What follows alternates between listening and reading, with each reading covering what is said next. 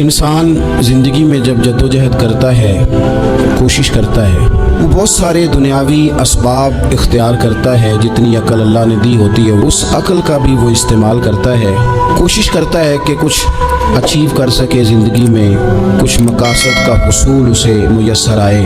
अज़ीज़ भाइयों, एक बात अपने जहन में अच्छी तरह बिठा लें और लिख लें कि ज़िंदगी में जो किसी बंदे को कामयाबी हासिल होती है वो रब ताला की मदद से हासिल होती है। अगर रब ताला मददगार हो तो फिर कोई चीज़ भी रास्ते में रुकावट नहीं बनती, और अगर मालिक करीम को मंजूर ना हो तो इंसान बेहतरीन सियासतदान हो, अच्छा एडमिनिस्ट्रेटर हो, उसका ज़हन बड़ी वुसअत रखता हो, बड़ी अच्छी प्लानिंग करना जानता हो, सारा कुछ हो, तो बंदा नाकाम हो जाता है। मुसलमानों को जितनी कामयाबियाँ मिली उनका पस मंज़र सिर्फ इतना था कि अल्लाह तबारक व तआला ने अपने बंदों की मदद फरमाई। और अब ताला ने कुरान मजीद में इस हकीकत का बयान किया, फरमाया बलिल्लाहु मौलाकुम, फरमाया बल्कि अल्लाह तुम्हारा मौला है, वहुव खैरुन नासिरीन, और वो बेहतरीन मददगार है। तो जो रब तुम्हारा मौला है वो बेहतरीन मददगार है। और अगर वो मदद करे तुम्हारी, सूरह आले इमरान में आगे जाके इरशाद फरमाया अगर अल्लाह मदद करे तो फिर तुम पर कोई गालिब नहीं आ सकता,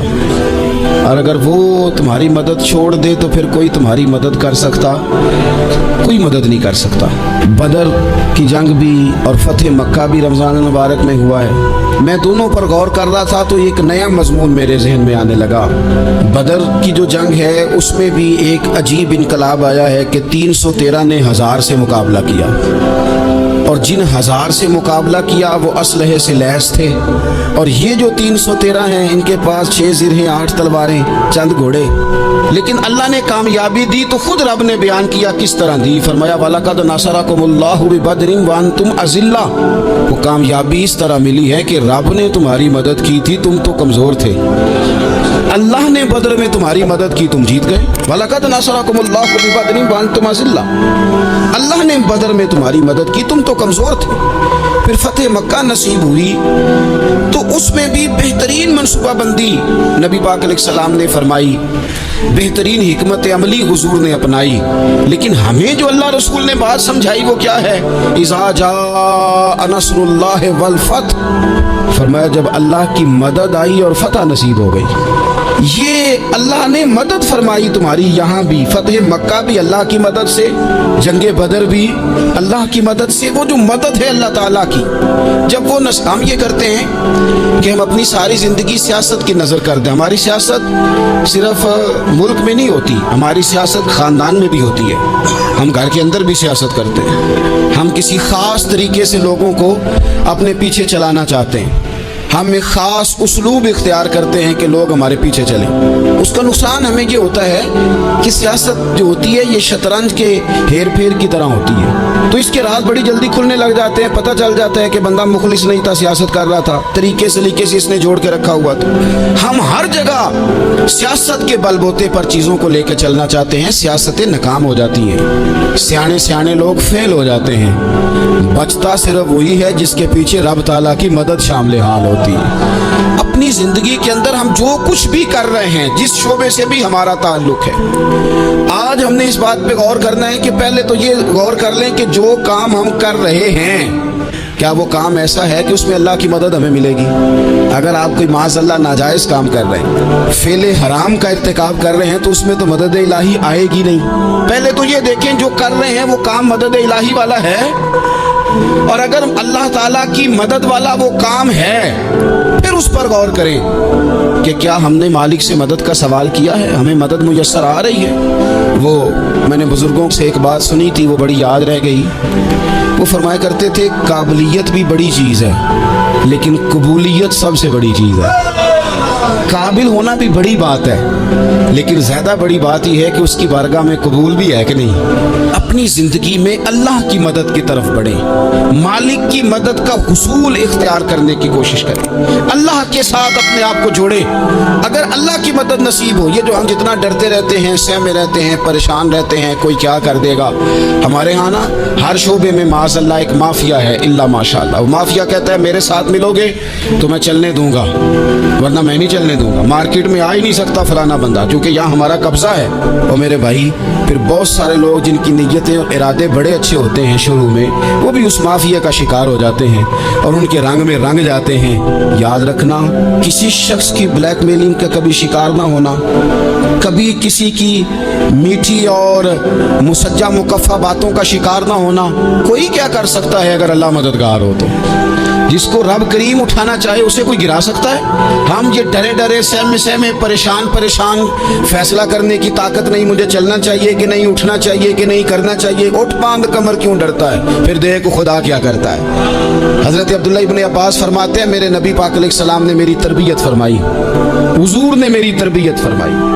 और महबूब पाक अलैहिस्सलाम ने फरमाया, अब्दुल्ला याद रखना, ये नौजवान दोस्त मेरी बात लिख लें, परेशान लोग मेरी बात लिख लें, जिनके पास कुव्वत फैसला नहीं वो इस बात को लिख लें। हज़रत अब्दुल्ला इब्न अब्बास फरमाते हैं, मेरे नबी पाक अलैहिस्सलाम ने मुझसे फरमाया था, अब्दुल्ला सुन, अगर सारी दुनिया मिल के तेरा कोई नफ़ा करना चाहे, कर नहीं सकती जब तक मेरे रब की रज़ा ना हो। और फरमाया सारी दुनिया मिल के तेरा कुछ बिगाड़ना चाहे तो अब्दुल्ला बिगाड़ नहीं सकती जब तक रब करीम की हिकमत का तकाजा ना हो। लोगों से डरना, लोगों की तरफ देखना, माहौल देख के अपने राह का तयन करना, हर बंदे के ख्यालात के मुताबिक ढलने की कोशिश करना, फलाना ना नाराज हो जाए, फलाना ना नाराज हो जाए, वो जिसने होना हो जाए, बस रब और रसूल नाराज ना हो। अपनी जिंदगी में अपने मालिक को मौला जान के, वलिल्लाहु मौलाकुम, अल्लाह तुम्हारा मौला है, वहुवा खैरुन नासिरीन, को बेहतरीन मददगार है। तवज्जो जब भी करें रब की जानिब करें, अपने दिल का किबला दुरुस्त रखें, सोचों के जाविये सीधे रखें। मेरे भाई, मालिक जब बंदोबस्त कर देना, जब मालिक बंदोबस्त करते हैं, फिर ऐसा बंदोबस्त करता है कि लोगों के पास ना चारा नहीं रहता।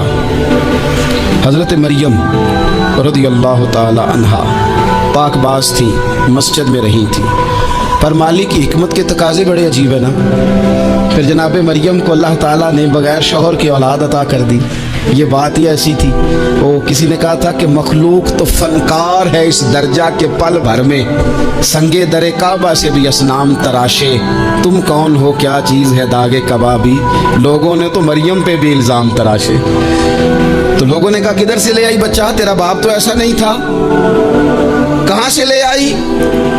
अल्लाह करे मैं आपको समझा सकूं, जरा अपने आप को वहां खड़ा करें कि एक पाकबाज औरत, पाक बाप की बेटी, तैयब माँ की बेटी और अल्लाह के घर में परवरिश पाने वाली खातून, एक वो वक्त और एक ये वक्त कि उस औरत को कटहरे में खड़ा करके पूछा जा रहा है कि माज़अल्लाह तेरी गोद में बच्चा जायज नहीं है, कहां से लाई है?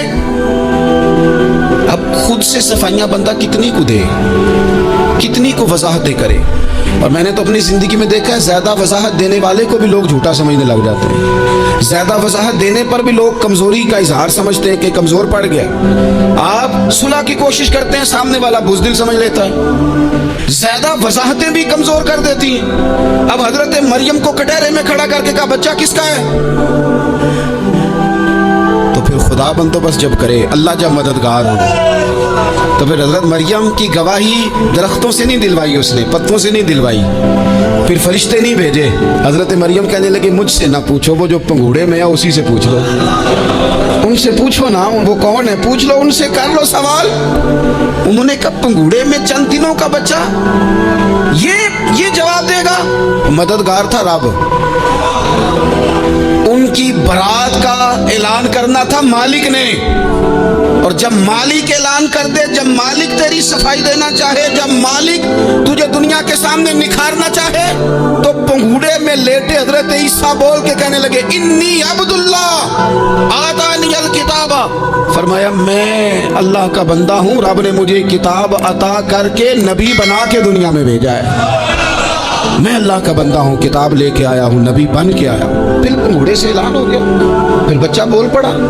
और ये एक दफ़ा नहीं बात हुई, ये बनी इसराइल में एक जुरैज नाम के शख्स भी थे जो नमाज पढ़ रहे थे। बाज़ ने लिखा है नफल नमाज थी, अम्मा ने पुकारा तो आए नहीं, तो माँ के मुंह से निकल गया तू इतनी देर तक मरेगा नहीं जब तक किसी बेहया औरत का मुंह ना देख ले। तो وہ عبادت گزار تھے، لیکن لوگوں نے ان کی عبادت، ریاضت، پرہیزگاری کو نہیں دیکھا، بس ایک عورت کو بھیج کے الزام لگوا دیا۔ وہ عورت آیا جایا کرتی تھی، اب آ جاتی ہیں عورتیں، مسئلہ پوچھنے کی نیت سے بھی آ جاتی ہیں۔ ماحول میں کچھ جگہ ایسی بھی ہیں جہاں عورتیں دم کرانے کے بہانے آ جاتی ہیں۔ وہ خاتون آتی جاتی تھی اس خانقاہ پہ، آستانے پہ، یہ بخاری میں موجود ہے، پھر اس نے کہا میری گود میں جو بچہ ہے یہ انہی کا ہے۔ مجھے بتائیے کیسے بندہ وضاحت دے؟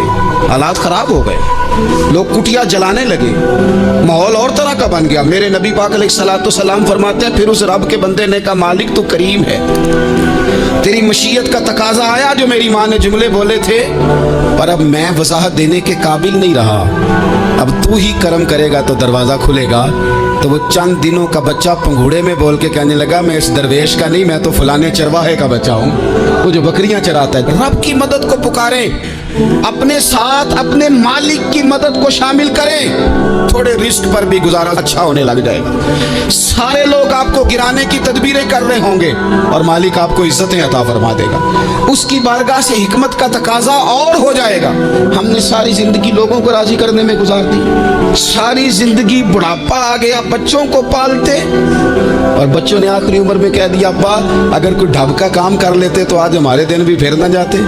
ساری زندگی گزار دی بہن بھائیوں کو راضی کرنے میں، ساری زندگی گزار دی ذمہ داریاں اٹھانے میں، ان کو 99 دفعہ دیا، ایک دفعہ نہیں دیا تو انہوں نے کہہ دیا تو نے تو کبھی دیا ہی نہیں، تو تھا ہی نہیں۔ ساری زندگی محلے داروں، علاقے والوں کو راضی کرنے میں گزار دی، اور میں نے ایسے لوگ بھی دیکھے دین کے لیے وقت گزارا، لیکن جب بڑھاپے میں دانت کام نہ کرتے تھے تو وقت کے مفتیوں کو بھی مسجدوں کی کمیٹیوں نے کہہ دیا اب آپ کی سمجھ نہیں آتی، ہم نے خطیب کو یور رکھنا ہے، نہ دیکھو دنیا کی طرف، دنیا رلا دیتی ہے، نہ راضی کرو بندوں کو، بندے تھکا دیتے ہیں، نہ پیچھے بھاگو ہر وقت دنیا داروں کے، یہ انسان کو کمزور کر دیتے ہیں، وہ تو کریم ہی بڑا ہے، 2 آنسو زمین پر بعد میں گرتے ہیں، بندے کے گناہ سارے پہلے معاف فرما دیتا ہے۔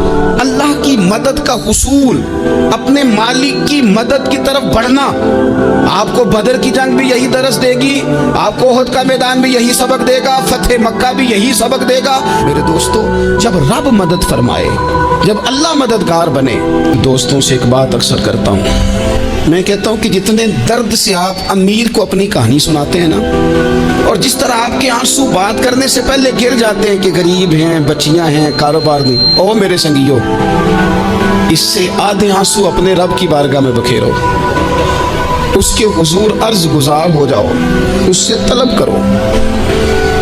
ایک وقت انسان پر زندگی میں ایسا آتا ہے کہ اسے یوں محسوس ہوتا ہے کہ میرا سایہ بھی طرح